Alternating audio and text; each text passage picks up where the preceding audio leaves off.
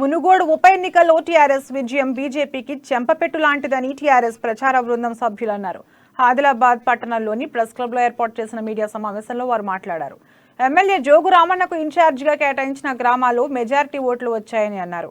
ఈ మీడియా సమావేశంలో బృందం నాయకులు దివిటి రాజు, సంతోష్ గౌడ్, పురుషోత్తం యాదవ్, యోగేష్, సంతోష్, గోవర్ధన్, రాకేష్, శివ, ప్రశాంత్, ఆనందరావు, సురేష్, రఘు, ఇమ్రాన్, ప్రశాంత్ రెడ్డి, నాగన్న, దీపక్, బోడుకుంట రాజు, సాగర్, పోతారెడ్డి, అజయ్ తదితరులు పాల్గొన్నారు.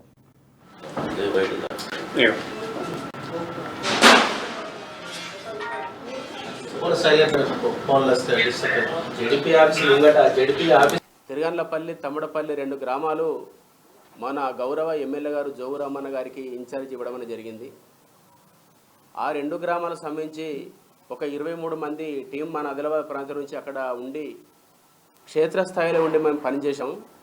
ఆ గ్రామంలోనే, ఆ రెండు గ్రామాల్లోనే మేము అక్కడ ఉండి ప్రతి ఇంటింటికల్లా గడప తిరిగి మేము జోగు రామన్న గారి నాయకత్వంలో ఉన్నటువంటి ఈ తమ్మడపల్లి కానీ తిరుగండ్లపల్లి కానీ మాకు వచ్చినటువంటిది 823 మాకు మెజారిటీ వస్తే 696 బీజేపీ, 505 కాంగ్రెస్. అంటే ఈ రెండు పార్టీలతో కలుపుకుంటే మేమున్న ప్రాంతం పక్కా కాంగ్రెస్ ఉన్నటువంటి గడ్డ. మొదటి నుంచి కూడా కాంగ్రెస్కి బలమైనటువంటి ప్రాంతం.